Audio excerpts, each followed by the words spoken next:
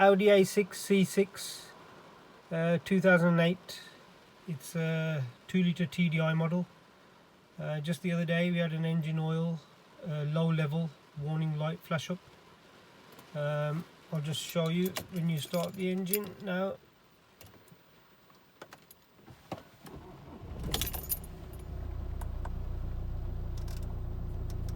After a while it'll just, there you go, engine oil at minimum level.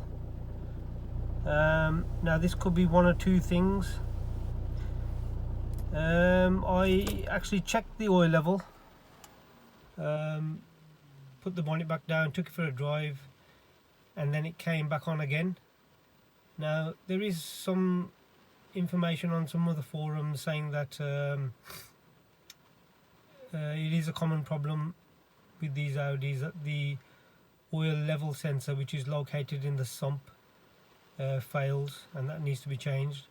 But also, whilst looking at the forums, I came across some information about the bonnet catch, which has a micro switch in it. If your engine oil does go low at some point, the oil level low light will not switch off until you open and close the bonnet. I think that gives information to the car that the oil level's been checked and the bonnet's been closed again. But these switches do fail as well. The micro switches in the on the bonnet catch do fail, so that could be an issue. The wiring leading to that bonnet catch to the micro switch frays and cuts and separates, so that could be an issue. So you need to just have a quick look at the wiring leading to the bonnet catch as well. I've checked all of that, and when I do shut the bonnet after taking it for a drive, after a few minutes the oil level low light does come back on again. So I think on my model, on this particular car, I think it's the oil level low sensor, which is located in the sump, that has failed. I did plug it into the VCDS Rostec system, but for some reason it's not showing up any faults at all, or nothing to do with the oil low level anyway. So what I'm going to do is I'm going to go ahead and drain the oil out the sump and change this switch over for a new one. It's pretty straightforward, and I will show you in this video how to do it, and hopefully this cures the problem. Right, this is the bonnet catch, and you'll see down there, that brown wire there, that is the micro switch for the bonnet catch. Now that's the complete bonnet catch there, with the wiring coming up, the wiring harness coming up, and it comes up and it plugs in just on the right hand side of the radiator over here. Now I've checked all the wiring leading to the bonnet catch, and it all seems intact. Where it does actually cut and separate from is that area down there with the two brown wires off. I've checked all of that, seems okay, and the fact that it does turn the engine oil light off once I've checked it and shut the bonnet tells me that this is actually okay, and the engine oil level is fine as well. It's not low at all, so that leads me to believe it is the oil level sensor in the sump. Right, once you've got your car up in the air and you've got your axle stand on, your jack on underneath, there's your sump. There's your sump drain plug. It's probably best to do this job when your car's due for an oil change, really, because once you've drained that oil, I wouldn't put it back in. And there's the actual oil level sensor switch. It's got 3 Torx bits and 1 plug, and that pulls out downwards. And if you do it without draining the oil will come out of there anyway, because it's part of the sump.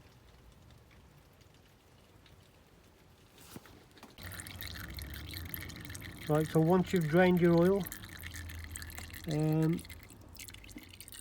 it's a T40 Torx 40 to get these 3 bolts off to drop this oil level sensor.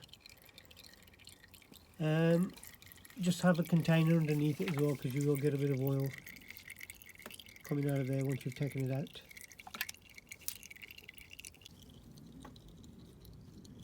So before you take it out completely, you've got this tab here.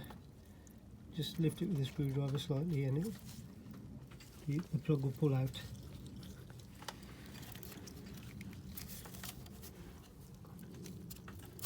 That's it. It's a 3-pin plug. Once that's pulled out, you can continue to open this oil level sensor and remove it.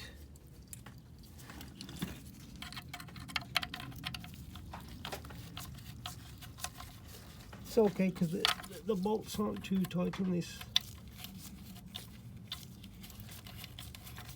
Just watch it on drop the bolts into the oil.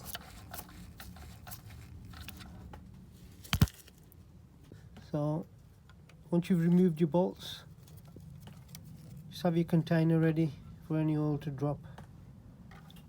And there's not much at all because we've already drained it. And that's what it looks like. There's a small metal bracket that goes over the right hand side of it on the plug end. So you need to reuse that on your new switch. So before you open your new part, make sure it's exactly the same, because most of these electrical parts you cannot return them once the bag's been opened. This looks to be the same, so I'm going to go ahead, open it and replace it. So there they are, they look the same numbers on there, 06E, same part number, same plugs. So it's just a case of replacing it the way you removed it. Yeah, so before you replace it, just make sure all the area is clean where you've removed the old one from. Clean it all off, dry it all off, and then you don't need to apply any sealant or anything like that, because it's got a rubber gasket built into the actual oil level sensor. And you just line it up, push it back in. Don't forget this metal bracket that came off with it. Once it's lined up, just get your bolts and line them up loosely. Don't tighten them all the way until they're all in. And there will be a torque setting for these, which you'll have to look up. I'm just going to tighten them by hand, and once I've tightened up, you just plug your plug back in, the electrical plug, and tighten your sump bolt back up, and then don't forget to put your new engine oil in, and then you can test it to see if it's done the job.